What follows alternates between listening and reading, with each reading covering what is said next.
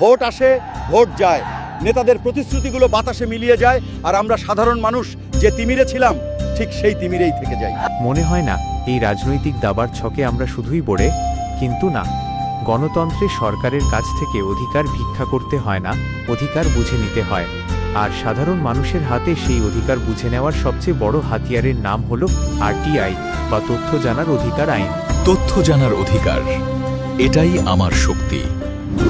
আজ আমরা জানব কিভাবে মাত্র 10 টাকা খরচ করে আপনিও প্রশাসনকে জবাবদিহি করতে বাধ্য করতে পারেন। সাধারণ মানুষের জন্য তথ্যের অধিকার আরটিআই আইনের ব্যবহার খুব একটা জটিল নয়। আপনি চাইলে অনলাইনে বা অফলাইনে দুইভাবেই আরটি করতে পারেন। রাজ্য সরকারের বিভিন্ন দপ্তরে যেমন পঞ্চায়েত, বিডিও অফিস, থানা বা পুরসভা আবেদন করার ক্ষেত্রে সাধারণত অফলাইন পদ্ধতিটি বেশি ব্যবহৃত এবং কার্যকরী। অফলাইনে কাগজে কলমে আরটিআই করার নিয়ম: 1. আবেদনপত্র লেখা, এর জন্য কোনো নির্দিষ্ট সরকারি ফর্মের প্রয়োজন নেই। একটি সাধারণ সাদা কাগজে পরিষ্কার করে বাংলায় বা ইংরেজিতে আবেদনপত্রটি লিখতে পারেন। 2. কাকে পাঠাবেন, চিঠির উপরে প্রাপক হিসেবে লিখবেন জনতথ্য আধিকারিক, পাবলিক ইনফরমেশন অফিসার বা পিআইও, এবং সেই দপ্তরের নাম ও ঠিকানা, যেমন জনতথ্য আধিকারিক, আপনার এলাকার ব্লক ডেভেলপমেন্ট অফিস বা পঞ্চায়েত অফিস। 3. বিষয়, চিঠির বিষয় হিসেবে লিখবেন তথ্য জানার অধিকার আইন 2005 অনুযায়ী তথ্যের জন্য আবেদন। 4. কি জানতে চান, আপনি যে তথ্যগুলো জানতে চান তা পয়েন্ট করে 1, 2, 3 স্পষ্টভাবে এবং গুছিয়ে লিখুন, যেমন আপনার এলাকার একটি নির্দিষ্ট রাস্তা মেরামতের জন্য কত টাকা বরাদ্দ হয়েছে এবং কাজের বর্তমান অবস্থা কি তার সরকারি হিসাব। 5. আবেদন ফি, পশ্চিমবঙ্গে রাজ্য সরকারের দপ্তরে আবেদনের ক্ষেত্রে সাধারণত 10 টাকার একটি কোর্ট ফি স্ট্যাম্প যে কোনো আদালত চত্বরে বা স্ট্যাম্প ভেন্ডারের কাছে পাওয়া যায়, চিঠির ওপর সেঁটে দিতে হয়।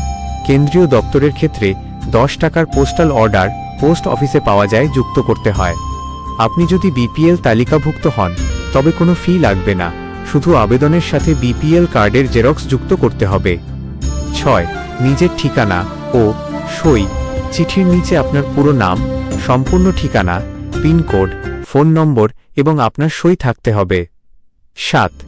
জমা দেওয়া, চিঠিটি সাধারণ পোস্টের বদলে স্পিড পোস্ট বা রেজিস্টার্ড পোস্ট মাধ্যমে পাঠাবেন।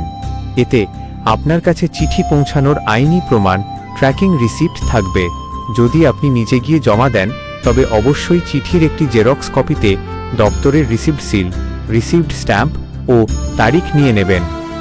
অনলাইনে আরটিআই করার নিয়ম কেন্দ্রীয় সরকারের দপ্তরের জন্য।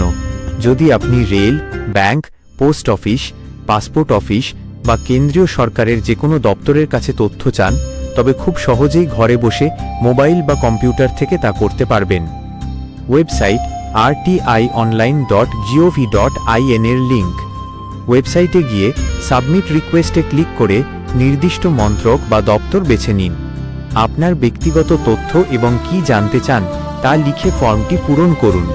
এরপর অনলাইনে ইউপিআই, ডেবিট বা ক্রেডিট কার্ডের মাধ্যমে 10 টাকা ফি জমা দিলেই আপনার আবেদন সম্পূর্ণ হবে এবং একটি রেজিস্ট্রেশন নম্বর পেয়ে যাবেন। কবে উত্তর পাবেন? আইন অনুযায়ী আবেদন পাওয়ার 30 দিনের মধ্যে সংশ্লিষ্ট দপ্তর আপনাকে তথ্য দিতে বাধ্য। যদি তারা নির্দিষ্ট সময়ের মধ্যে তথ্য না দেয়, অসম্পূর্ণ তথ্য দেয় বা আবেদন খারিজ করে দেয়, তবে আপনি এর বিরুদ্ধে তার উপরের আধিকারিকের কাছে প্রথম ফার্স্ট অ্যাপিল করতে পারবেন। নতুন ভারতের গল্প শুনতে এবং আরও দেশাত্মবোধক ভিডিও পেতে আজই সাবস্ক্রাইব করুন ভিশন ইন্ডিয়া। জয় হিন্দ।